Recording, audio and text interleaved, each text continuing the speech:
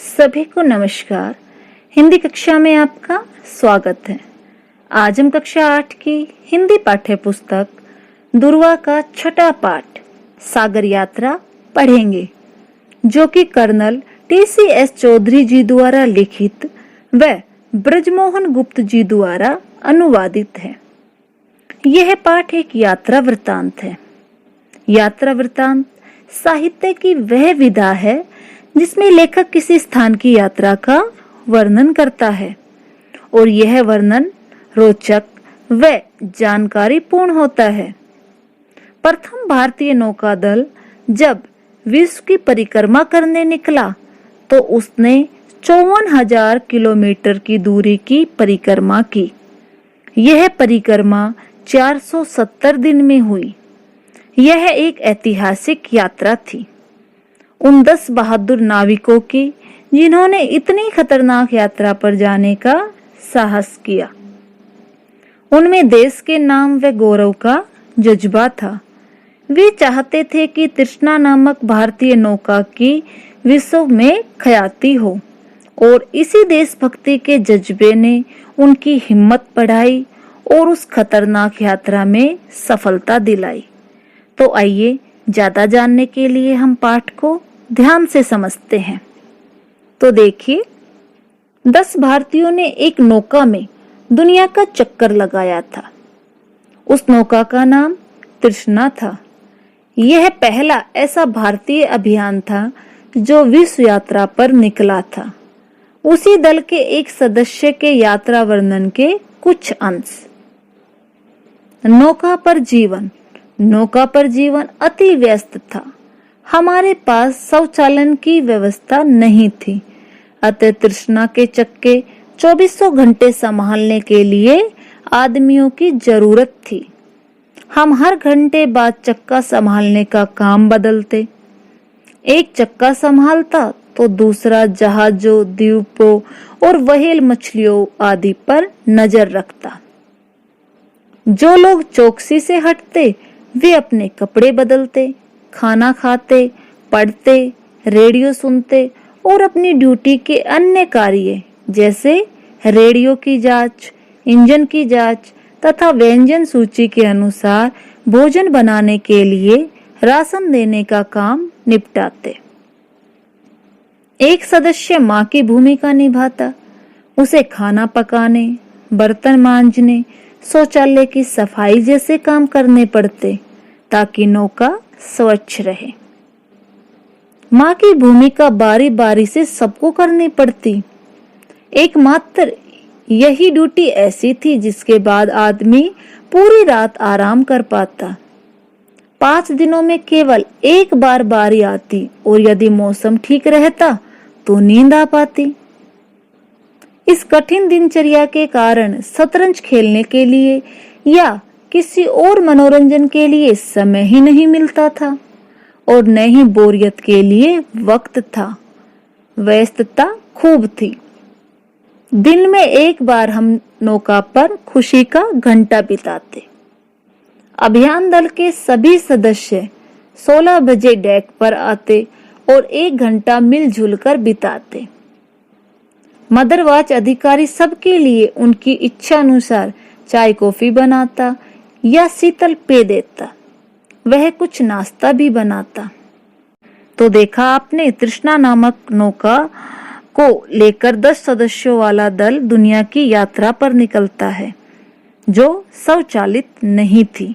उसे चलाने के लिए आदमियों की जरूरत होती थी। तो उन 10 नाविकों ने बारी बारी से अपनी ड्यूटी लगाई और अपना काम समय से पूरा किया, जिससे उनकी कठिन दिनचर्या भी खुशनुमा हो जाती थी। पानी की समस्या। एक बार बौछार आई। मैं बाहर को भागा, अपना शरीर तर किया और शरीर तर था बालों में साबुन लगा डाला। आकाश में बादल जमकर छाए थे और मुझे विश्वास था कि कुछ ही देर में पानी बरसेगा। अचानक वर्षा थम गई। मैंने 5 मिनट और फिर 10 मिनट तक प्रतीक्षा की, लेकिन वर्षा का नामो निशान नहीं था। साबुन की चिपचिपाहट और ठंडक के कारण समुद्री पानी में नहाने का फैसला किया। यह सबसे गलत काम था। गंदगी, साबुन और समुद्री जल ने मेरे शरीर पर एक मोटी, चिपचिपी और खुजलाहट वाली परत जमा दी थी जो आसानी से छूटती नहीं थी। मुझे उस परत को छुड़ाने के लिए कंघी और ब्रश का सहारा लेना पड़ा। छाती, हाथ और पैरों पर उन्हें फेरने से ही छुटकारा मिला। नैतिक शिक्षा यही है कि जब नौका पर स्नान करना हो तो अपने पास पर्याप्त पानी रखो या विशेष समुद्री जल साबुन का प्रयोग करो। समुद्री जल में साधारण साबुन का उपयोग मत करो। नौका पर पहनने के लिए केवल 2 जोड़ी कपड़े होने के कारण हमें उन्हें बार बार धोना पड़ता। नौका पर कपड़े सुखाने के लिए हमने उसके चारों ओर एक तार बांध रखा था जिसमें हम क्लिप लगाकर कपड़े सुखाते। तेज हवाओं के कारण अथवा पाल की रस्सियां बांधते समय कभी कभी कपड़े गायब भी हो जाते। तूफानों का सामना। हम सब इस अभियान के खतरों को जानते थे। हमें यह भी ज्ञात था कि शायद हम कभी वापस न लौट सके। शुरू में ही हमें खराब मौसम का सामना करना पड़ा। हम रुकना नहीं चाहते थे, इसलिए मरम्मत का काम चलती नौका में करने की ठानी। कैप्टन ऐसे मौसम में 15 मीटर ऊंचे मस्तूल पर चढ़े और उन्होंने एंटीना की मरम्मत की। यदि थोड़ी सी भी असावधानी हो जाती तो वे आसानी से मस्तूल पर टपककर समुद्र की गहराइयों में समा सकते थे।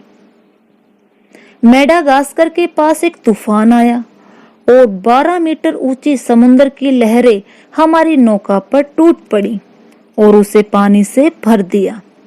अभियान दल के सदस्य अनेक बार समुद्र में गिर गए, लेकिन सौभाग्य से उन्हें वापस नौका पर खींच लिया गया क्योंकि उन्होंने नौका से जुड़ी रस्सियों को अपनी बेल्ट से बांध रखा था।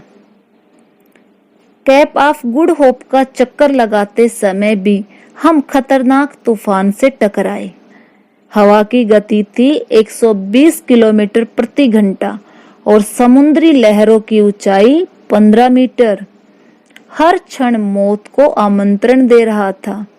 हम कैप से 5 किलोमीटर दूर बह गए। हमें लगा कि हमारी नौका किसी चट्टान से टकराकर चूर-चूर हो जाएगी। हमने अपने जीवन रक्षक उपकरण खो दिए। रेडियो सेट बेकार हो गया, एरियल टूट गए और पूरी दुनिया से अगले 15 दिनों के लिए हमारा रेडियो संपर्क टूट गया। भारतीय समाचार पत्रों ने खबर छाप दी कि तृष्णा लापता है, जिस कारण हमारे परिवारजन और मित्रगण बुरी तरह घबरा गए। एक दल हमारी तलाश में भेजा गया, लेकिन वह असफल होकर लौट गया। अनुभव बढ़ने के साथ हम नौका को निश्चित राह पर बनाए रखने में सफल रहे। तो लेखक बता रहे हैं कि उन्हें यात्रा में सबसे ज्यादा दिक्कत पानी और तूफानों से आई। समुद्र का पानी खारा होने से न तो वह पीने लायक होता है, न ही वह नहाने लायक। तेज हवाओं और व्हेल मछलियों का खतरा बार बार उनके सिर पर मंडरा रहा था। तूफान की वजह से तो एक बार वह जो उनकी नौका थी तृष्णा, वो एक चट्टान से टकराकर टूट जाने ही वाली थी। उनके सारे जीवन रक्षक उपकरण भी खो गए। 15 दिनों के लिए उनका रेडियो से भी संपर्क टूट गया था और ऐसे में लोगों ने समझा कि तृष्णा लापता हो गया। फिर भी वे अपनी राह पर पहुंचने में सफल हो गए। मुंबई वापसी। प्रथम भारतीय नौका अभियान दल विश्व की परिक्रमा कर 54,000 किलोमीटर की दूरी मापकर 470 दिन की ऐतिहासिक यात्रा के बाद 10 जनवरी 1987 को 6 बजे मुंबई बंदरगाह पहुंचा। जैसे ही तृष्णा के 10 सदस्यीय अभियान दल ने गेटवे ऑफ इंडिया की सीढ़ियों पर कदम रखे, भीड़ खुशी से चिल्ला उठी। आतिशबाजी छोड़ी गई, बंदूकें दागी गई और हमारे स्वागत में सायरन बजाए गए। हम में से कई अपने परिवारों से 15.5 माह से बिछड़े हुए थे। आपका स्वागत है पापा। हमें आपकी याद आती थी। जैसे प्ले कार्ड हाथों में थामे हमारे बच्चों ने हमें सचमुच रुला दिया। लेकिन यहाँ केवल हमारे परिवार ही स्वागत के लिए नहीं खड़े थे, बल्कि पूरा गेटवे ऑफ इंडिया मित्रों और शुभ चिंतकों से अटा पड़ा था। 10 जनवरी 1987 को तृष्णा पर फर्स्ट डे कवर और स्मारक टिकट जारी किए गए।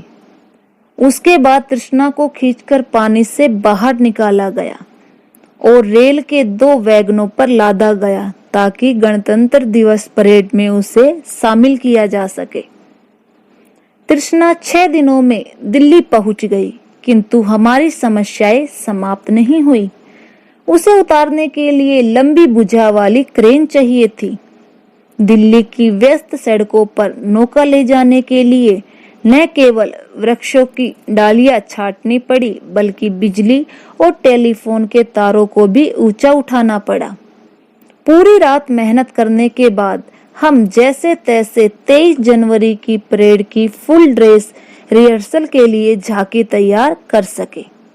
गणतंत्र दिवस की परेड में भाग लेने वाली तृष्णा की झांकी अब तक बनी सबसे बड़ी झांकियों में एक थी। यह पहला अवसर था जब हम में से किसी ने गणतंत्र दिवस परेड में भाग लिया। हम सेना की टुकड़ी के अंग थे और 26 जनवरी को जब हम राजपथ से गुजरे तो हमारा तालियों से जोरदार स्वागत हुआ। सागर यात्रा की साहसिक एवं संघर्षपूर्ण स्मृति आज भी हमें रोमांचित कर देती है। तो यहाँ हमारा पाठ समाप्त हो चुका है।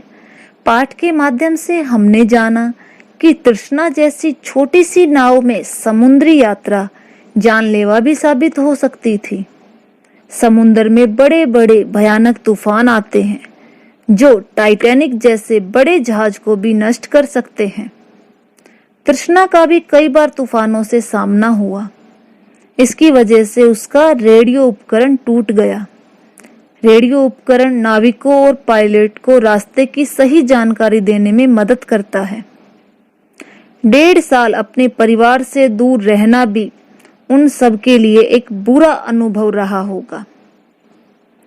जब मनुष्य के हौसले मजबूत हो और आगे बढ़ने की चाह हो तो कोई कुछ भी कर सकता है। इसलिए कठिन रास्ते पर घबराना नहीं चाहिए, बल्कि सूझबूझ से उसे सरल बनाना चाहिए। तो आप भी मजबूत हौसले की प्रवृत्ति बनाएं और अपने लक्ष्य की ओर निरंतर बढ़ते जाएं।